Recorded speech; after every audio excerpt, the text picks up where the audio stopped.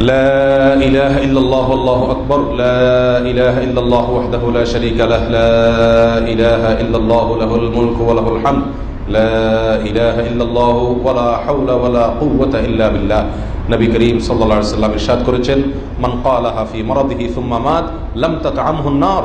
এই চারটি বাক্য যদি কেউ অসুস্থ অবস্থায় বলে আর সে অসুস্থতায় যদি তার মৃত্যু এসে যায় তো আল্লাহ সুবহানাহু ওয়া তাআলা ওই ব্যক্তিকে জাহান্নাম থেকে রক্ষা নসিব করবেন, নাজাত নসিব করবেন, ওই ব্যক্তিকে জাহান্নামের স্পর্শ করবে না, ভোগ করতে পারবে না।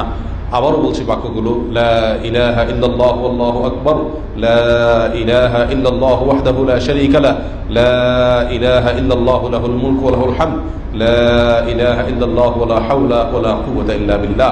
এই চারটি বাক্য যে কোনো অসুস্থ অবস্থায় পড়তে হবে, তাহলে জাহান্নাম আর কখনো ওই ব্যক্তিকে ওই অসুস্থতায় মৃত্যুবরণ করলে স্পর্শ করতে পারবে না। হাদিসটি সুনানে তিরমিজিতে বর্ণিত হয়েছে, আর এই হাদিসটিকে ইমাম শাকির এবং আলবানী রাহিমাহুল্লাহ সহিহ বলেছেন। আসুন সকল অসুস্থতায় আমরা এই দোয়াটি পড়ার অভ্যাস গড়ে তুলি, কারণ আমরা কেউই জানি না যে কোন অসুস্থতা আমাদের জীবনের শেষ অসুস্থতা।